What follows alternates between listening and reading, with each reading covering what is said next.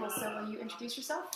Yes, my name's Kelly Freeman. I teach at New Hope High School, and I teach mostly AP Chemistry, some pre-AP Chemistry, physical science. I'm a science teacher. How long have you been teaching?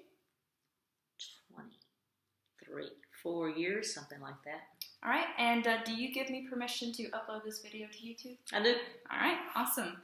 So I'm going to ask you a couple questions about using technology in the classroom.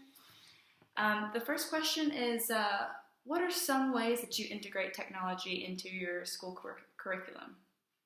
Well, certainly I use it to contact parents, email being the most significant of those. Probably the place I use technology the most is online homework. I have a program with my textbook that provides the kids with electronic problems where they have help and they have hints and that kind of thing. They don't like it, but I feel like it's good for them because unlike textbook work, they know when they're wrong and they know why they're wrong, usually. And it gives them some kind of explanation as to why they're wrong? Yes, with the hints and that kind of thing. So, but I must say, I like it a lot better than they like it. They would much prefer book, paper and pencil, but they're getting used to it. I think it's good for them. We have an instruction piece of software from I teach Madison County Schools called Canvas. It's a fantastic program. I have used that, but I don't use that as much as I do the online homework from my textbooks provider. I recently got an interactive panel in my classroom where I can, which is like a big TV screen, and I can pull up the internet with the panel and I can annotate on the panel. I'm just getting used to that and enjoying that. I think it's going to be a really good thing. So those are mostly the ways I use technology. And is the interactive panel, is that new this year? It's new as of 2 weeks ago. Oh, okay. All right.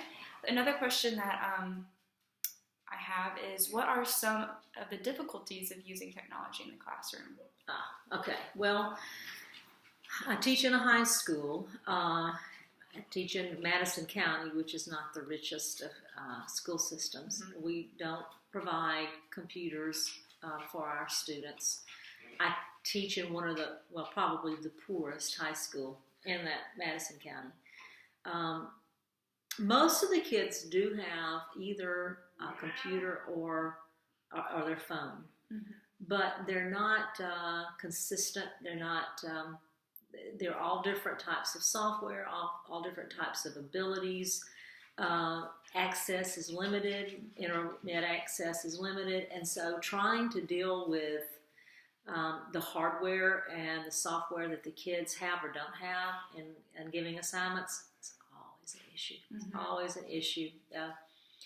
Another big issue is, unlike corporations and companies, we do have tech people from the board, but they're at the board and there are 5 large high schools and triple that many elementary and middle schools, and so they're spread very thin. So if we have a problem, we're usually left to deal with it ourselves, and or somebody who's young and at the school and knows something about computers if we happen to be lucky.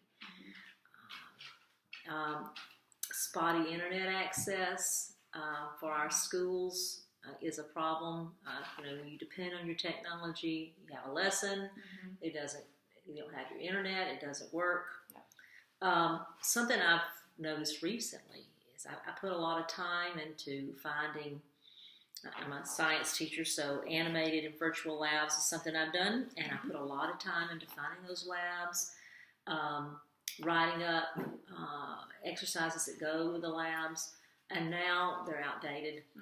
Took 3 years. Wow. So now I'm going to have to do that process again, which, I think I need to do it, and I will do it, but it takes time. It's a little frustrating. Yeah, definitely. And the last question that I have for you is there any specific training that you would feel would be beneficial for teacher candidates regarding technology? Specific training? Okay. Well, certainly it would be good for you to be exposed to all that's out there. I think that's important.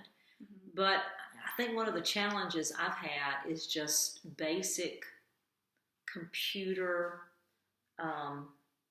knowledge and knowing what all the symbols mean, what all the letters mean, how they interact with one another, because you may have one system and this student would have another one, another student would have another one, and trying to problem solve when you don't really know how it all works together and all the information and the vocabulary is difficult. So a basic knowledge of how systems work, I think, is as helpful as knowing all that's out there.